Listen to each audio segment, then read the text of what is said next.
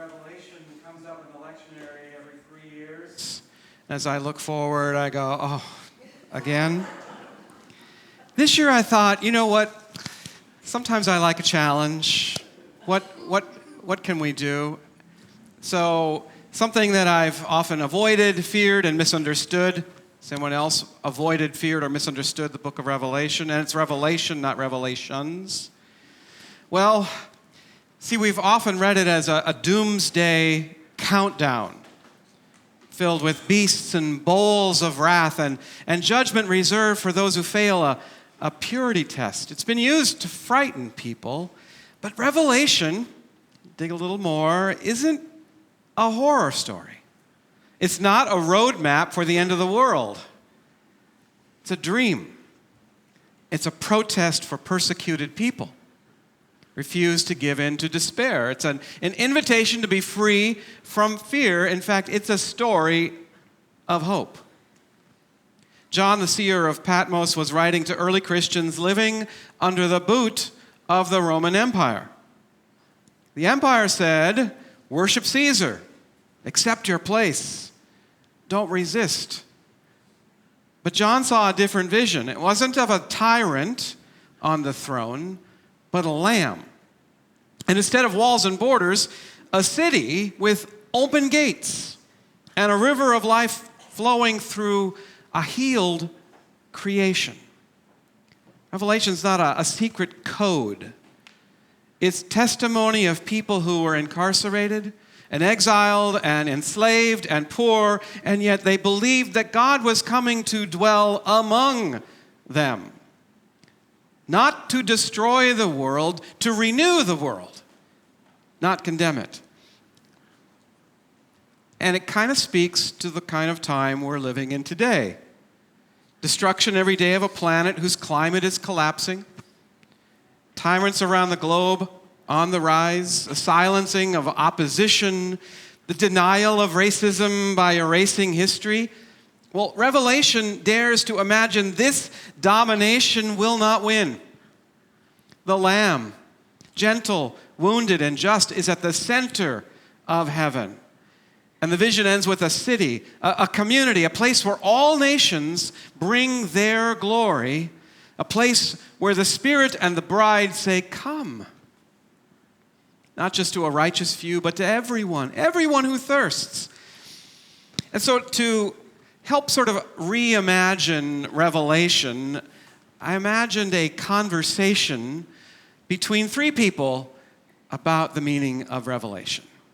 So we're going to hear a conversation between an evangelical who grew up fearing the beast, a progressive liberation theologian who sees resistance in all these symbols, and a black preacher who knows the beast by name and still walks toward healing. Now, representing these three individuals, Van is our preacher, Tom is our evangelical, and I'm your theologian. And I hope that this sort of helps open up a different understanding of Revelation. I want this conversation to be revealing.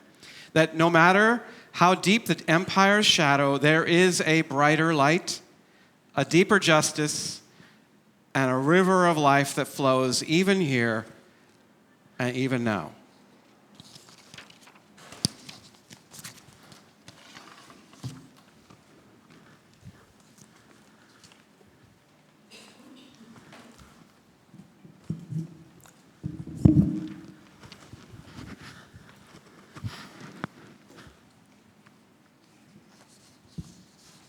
From chapter 1, verses 1 through 3, the revelation of Jesus Christ, which God gave, to show what must soon take place.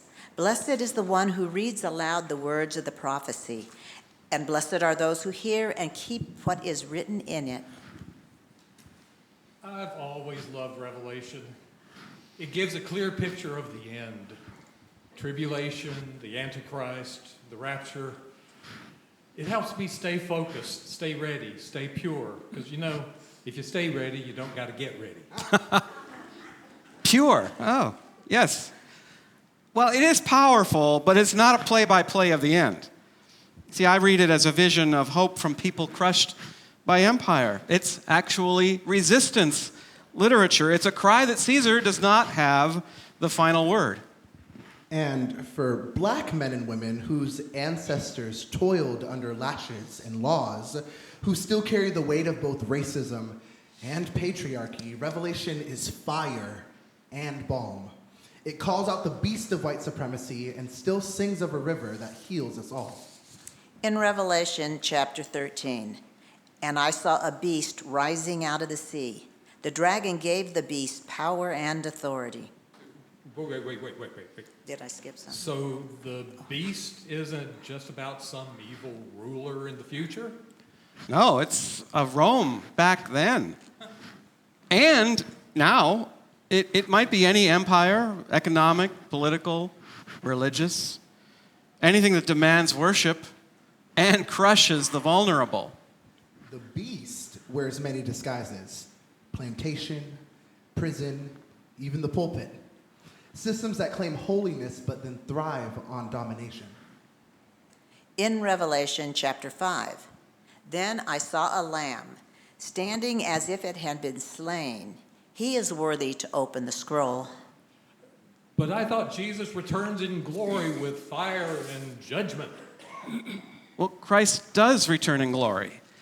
But look at the center of the throne. It's not a warlord, it's a lamb. A lamb that's wounded, but standing. And see, this is divine power turned upside down. It's nonviolence as victory. That slain lamb knows our pain, knows what it means to be beaten by empire, silenced by religion, and still rise. And I'm telling you now, every black mother who still sings, every trans sister who still breathes, every child caged by policy, they are the body of that lamb. From Revelation chapter 7, a great multitude from every nation, tribe, people, and language crying out, "Salvation belongs to our God and to the Lamb." So this isn't about escaping the world, but transforming it? Yeah, exactly. The New Jerusalem comes down.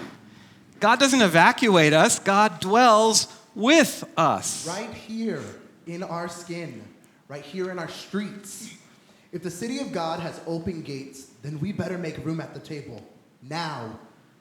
Those who are unhoused or queer or incarcerated, single mothers, anyone who has felt the pain of being exiled.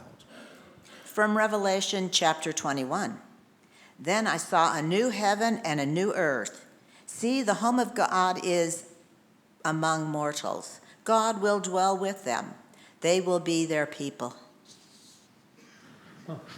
I mean, I used to read Revelation with fear, but now it sounds like it could actually be good news. Yes, for the poor, for the exiled, and the earth itself. Because it's not a warning to escape. It's a call to resist and rebuild. It's Harriet Tubman's vision in a burning world. It's Fannie Lou Hamer's prayer, and it's your abuela's song. It says, "Even now we rise." From Revelation chapter 22, the angel showed me the river of the water of life, and on either side of the river was the tree of life, and the leaves of the tree are for the healing of the nations. Healing, not destruction. Freedom, not fear.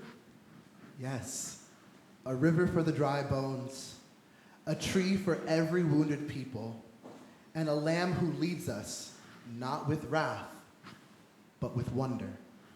From Revelation chapter 22, the Spirit and the bride say, "Come."